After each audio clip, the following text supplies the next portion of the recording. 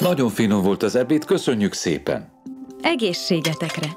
Júli, vidd le kérlek a szemetet, mielőtt bebüdösödik a sok maradék. Rendben, anya, legalább ledolgozom kicsit az ebédet. Milyen kár, hogy élelmiszer hulladékkal telik meg a kukánk, hiszen ezeket komposztálni is lehetne, de saját kert nélkül kicsit bonyolultabb ezt megoldani. Tök jó lenne, ha létezne itt a városunkban egy olyan biohulladékkezelő telep, ahová minden lakos elvihetné az élelmiszer hulladékát, sőt, még a lehullott és összegyűjtött galjakat, faleveleket is. Lehet, hogy jelzem az önkormányzatunknak, fontolják meg egy ilyen telep létesítését, szerintem nagyon sokan kihasználnák. Jó ötlet ez a biohulladékkezelő telep, Júli. Viszont nem egyszerű dolog egy ilyet létesíteni. Valószínűleg a település építési szabályzatát is módosítani kell, így tudják ugyanis kijelölni a helyét. Értem, biztos, hogy nem lesz egyszerű feladat, de egy próbát megér. Az önkormányzatoknál a döntéseket a képviselőtestület hozza, vagyis az önkormányzati választások alkalmával mandátumot szerzett képviselők gyűlése. Így először is az ő elvi támogatásukra lesz szükségem. De hogyan kerülhet az ötletem eléjük? Lássuk csak. Igen, minden önkormányzat évente legalább egyszer tart közmeghallgatást, amikor a lakosoknak is lehetőségük van felszólalni, kérdéseket feltenni. Ez egy hivatalos fórum, így a képviselők több mint felének jelen kell lennie, hogyha szükséges, döntést tudjanak hozni. A közmeghallgatásról jegyzőkönyv készül, amely majd felkerül a település honlapjára. Hasonló ehhez a lakossági fórum, csak az kevésbé formális. Ezt a polgármester hívhatja össze, ha úgy gondolja, hogy egy ügy lakossági egyeztetésre szorul. Lehet, hogy erre is sor kerül majd az én ötletemmel kapcsolatban, de egyelőre nem szeretnék ilyen sok ember előtt felszólalni, így inkább írásban küldöm el a kérésemet a polgármesterhez. Ennek több módja lehet. A levelemet személyesen vagy postai úton is eljuttathatom, vagy küldhetek e-mailt, bár az talán kevésbé hivatalos. Emellett igénybe vehetem az e-papír szolgáltatást, amely mindenki számára elérhető, akinek van ügyfélkapuja. Ez egy hivatalos levelezési felület, ahol bármelyik közigazgatási szervnek, így az önkormányzatunknak is írhatok. Levelemet a polgármesternek kell címeznem. Megkérem, hogy vitassák meg az ötletemet, és hozzanak döntést a képviselőtestülettel arról, hogy támogatnák-e egy komposztáló telep létrehozását a városunkban. Leírom azt is, hogy szerintem mi indokolja ezt. Elküldve. A polgármester valószínűleg először a jegyzővel egyeztet a javaslatról. Ő jogi, közigazgatási ismeretekkel rendelkező szakember, aki felügyeli, hogy minden törvényesen menjen az önkormányzatnál. Ezt az ügyet szintén végig figyelemmel kíséri majd, és ebben segítségére lesznek a polgármesteri hivatal munkatársai. Sokan közülük ugyanis államigazgatási, pénzügyi és jogi szakemberek.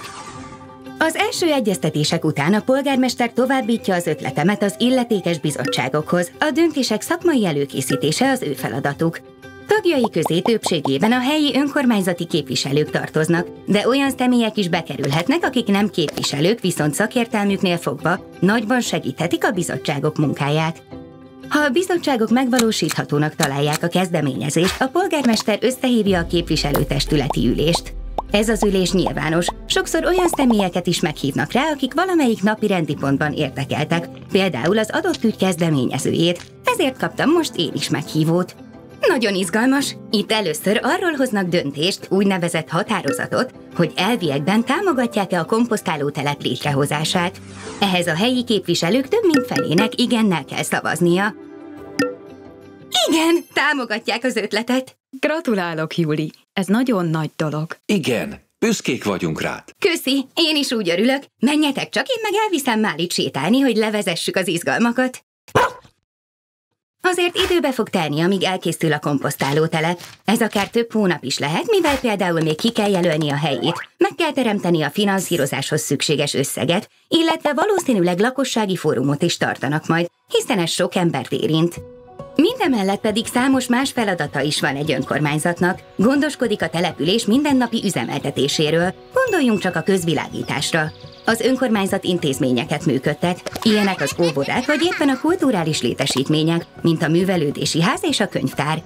Biztosítania kell az egészségügyi alapellátást, tehát az orvosi rendelők üzemeltetését.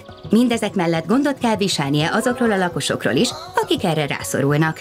Meg kell szerveznie a helyi közösségi közlekedést, biztosítania kell a hulladékgazdálkodást, illetve ügyelnie kell a köztisztaságra. Helyi szinten tennie kell a környezetvédelemért és a vízgazdálkodásért. A települési sport és ifjúsági ügyekben is szerepet kell vállalnia, és biztosítania kell a helyi őstermelők számára az értékesítési lehetőséget. A helyi közösség védelméről is gondoskodnia kell, valamint a távhő, illetve vízközműszolgáltatás üzemeltetésének szervezése is a feladatai közé tartozhat. Sok feladata van tehát egy önkormányzatnak, amiket elsősorban központi költségvetési forrásból, továbbá helyi adókból finanszíroz. Ilyenek például a kommunális adó, az iparűzési adó, vagy éppen az idegenforgalmi adó. Egy biohulladékkezelő telep létrehozása és üzemeltetése viszont igen költséges lesz.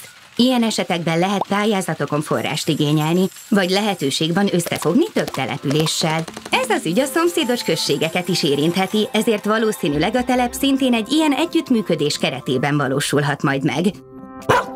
Ó, oda nézd, Máli! Kijelölték a biohulladékkezelő telep helyét. Nagyon jó érzés, szinte már látom is lelki szemeim előtt a kész telepet.